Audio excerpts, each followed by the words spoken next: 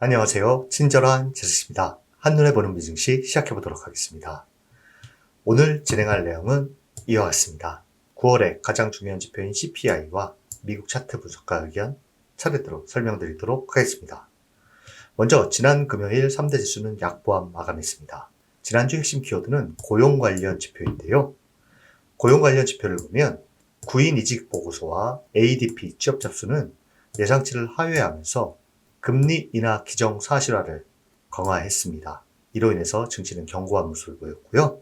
가장 중요한 금요일 고용 보고서는 비농업 취업자 수가 예상치를 대폭 하회하면서 혼조된 양상을 보이는데요.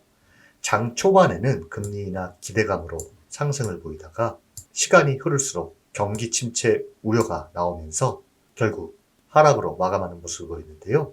이는 이번 주에 발표될 인플레이션 지표에 대한 경계감 또한 작용했다라고 볼 수 있겠습니다. 주식시장은 혼조세를 보였고요. 채권 금리와 유가는 하락하고 금은 상승하는 모습을 보였습니다.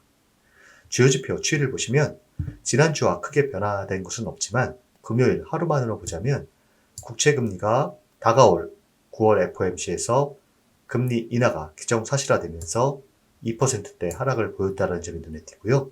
주간으로 보자면 금의 상승과 원유의 하락이 눈에 띕니다.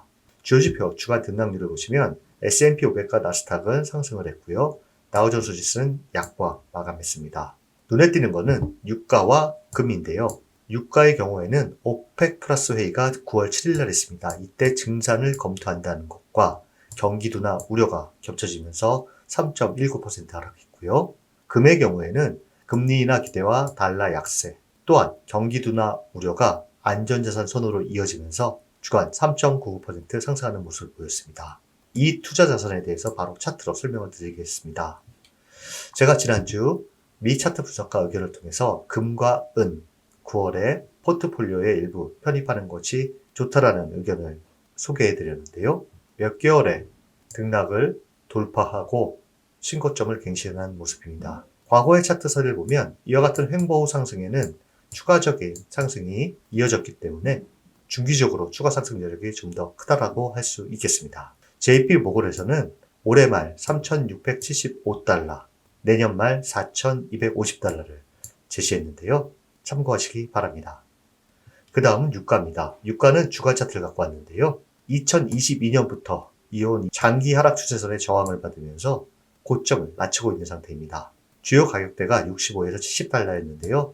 이것도 깨고 내려온 상태이기 때문에 향후 이 하락 추세선의 돌파가 없는 한 하향 안정화 모습이 기술적으로 더 무게가 간다라고 할 수 있겠습니다. 그 다음은 패드 금리 모니터링 도구입니다. 지난주와 달리 금리 동결이 아닌 50bp 인하 가능성이 대두가 됐는데요. 8%입니다. 25bp 인하 가능성이 92%로 9월 FOMC에서 25bp 인하를 시장에서 확실하게 반영하고 있는 상태라 할 수 있겠습니다.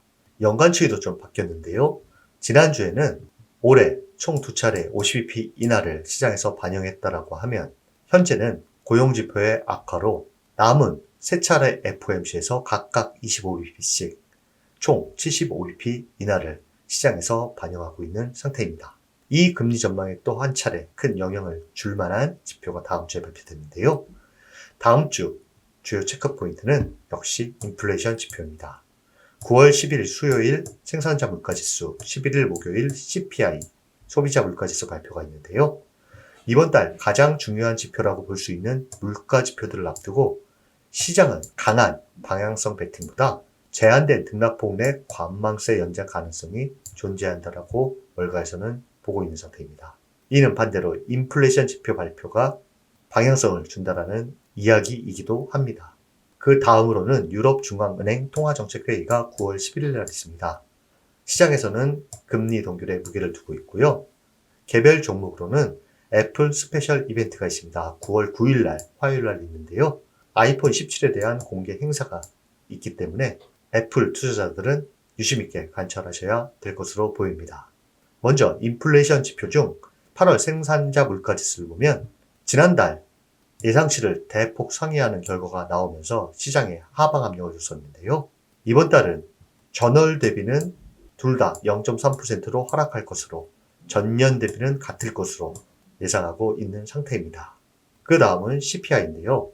헤드라인 CPI의 경우에는 둘 다 이전치보다 상승할 것으로 보고 있고요. 근원 CPI의 경우에는 이전치와 같을 것으로 예상하고 있는 상태입니다.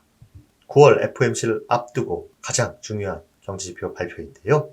CPI 발표 결과에 따른 월가의 시나리오에 대해서 정리를 해봤습니다. 먼저 예상치를 하회하게 되면 9월 인하 확신이 강화되고 소수 의견으로 빅컷 거론까지 있으나 가능성은 낮게 보고 있고요. 시장 반응은 빅테크 또 금리에 민감한 소형주가 강세를 보일 것으로 보고 금리는 하락, 달러도 하락. 관전 포인트는 근원 CPI 서비스 물가 둔화 확인 시 랠리 탄력이 커질 것으로 보고 있습니다. 예상치와 부합했을 경우에는 25bp 인하 기본 시나리오가 유지되고 최종 정책 방향은 FOMC까지 대기할 것으로 보이고요. 반응은 제한적이나 중립적. 이는 9월 FOMC가 다음 주에 있기 때문입니다.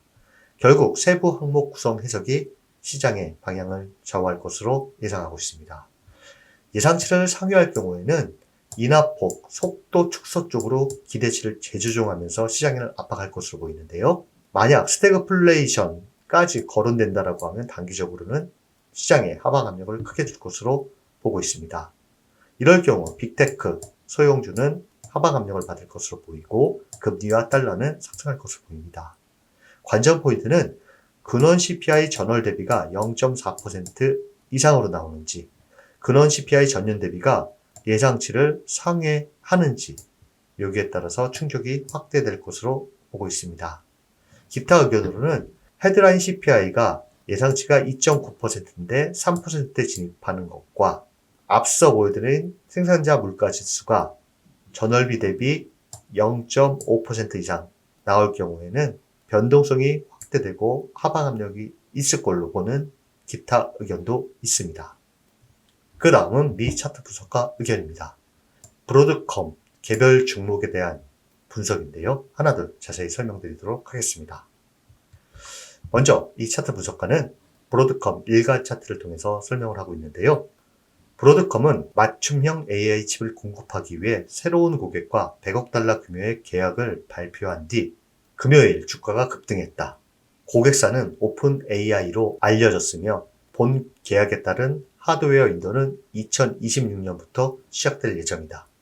이는 현재까지 체결된 단일 AI 반도체 계약 중에서도 손꼽히는 대형 계약이다. 이 소식에 주가가 9% 급등하며 시가총액이 1.6조 달러에 근접했다. 회사 측은 연간 AI 매출 전망을 300억 달러에서 400억 달러 이상으로 상향했다. 또한 CEO는 2030년까지 경영을 계속 맡겠다고 해 투자자 신뢰를 강화했다. 이러면서 차트 분석을 하는데요.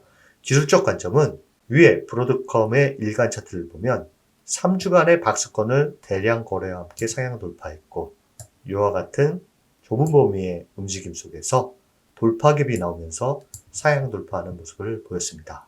이러한 가격 움직임은 주가가 추가 상승할 수 있는 위치에 놓였음을 시사한다.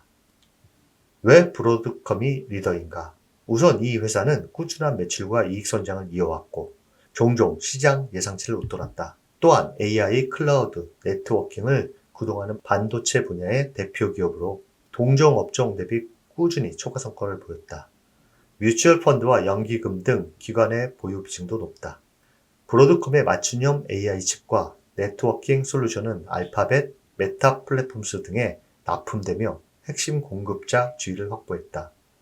요컨대 브로드컴은 탄탄한 펀드멘탈 우위, 강한 기관 수급, 차트 측면의 리더십을 시장에서 가장 강력한 테마 중 하나인 AI, 데이터 인프라와 결합했기 때문에 그때도 지금도 리더 종목으로 평가받는다.